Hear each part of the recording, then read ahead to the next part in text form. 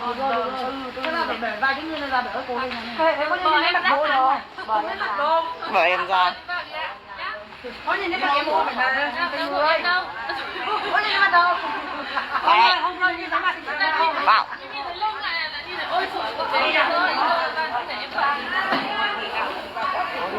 Vào đó đi vào đó. Vào. Có thấy cán bộ ở đâu? Đúng rồi, voi bữa chuẩn bị là quanh gì nữa. Không thấy cái này cả. Mình là cán bộ kia.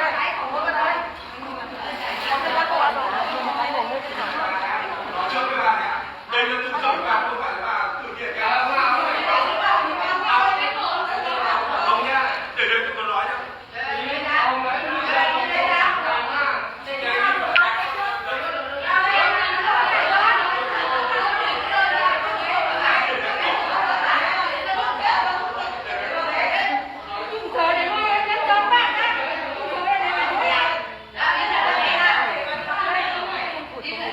Xin báo cáo với toàn thể các bác.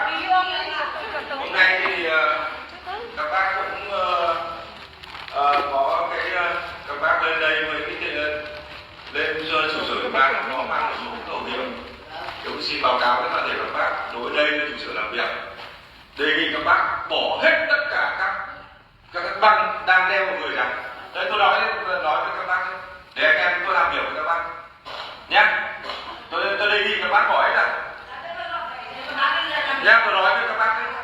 Và tôi nói với các bác là ở Hữu Bằng thì chúng tôi sẽ làm mà tiến tới này cũng trao đổi với các bác nhé. Ngày 27 tháng 11 này chúng tôi tiếp tục khống chế cái liên quan đến vi phạm đất đai để cho các bác biết. Và chúng tôi trong số các hộ ở đây còn rất nhiều hộ mà có vi phạm về đất đai, chúng tôi tiếp tục Vi phạm, nhà nào cũng vi phạm. Nhà ông chủ tịch trước đây là xin phép các đồng chí như vậy. Các bác cũng hết sức đừng có dân chủ quá chớn, tôi phải nói như vậy. Đây là trụ sở làm việc của ủy ban xã, đề nghị các bác hết sức tôn trọng về pháp luật. Đề nghị các bác còn đang đeo cái khẩu hiệu của người, đề nghị các bác bỏ hết ra rằng nói với các bác để anh em cũng có làm việc với các bác.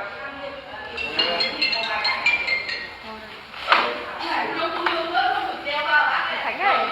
Đấy hả bác? Đó, lên ghế hả?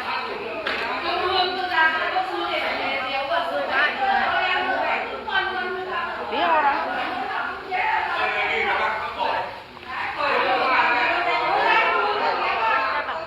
Nghe tập đánh mày ạ? Vì tương lai chúng tôi những cái láng làm 10 năm 20 ngày rồi, vẫn lại sao các ông là đóng chúng thế chúng tôi để phán cho doanh nghiệp là thế nào?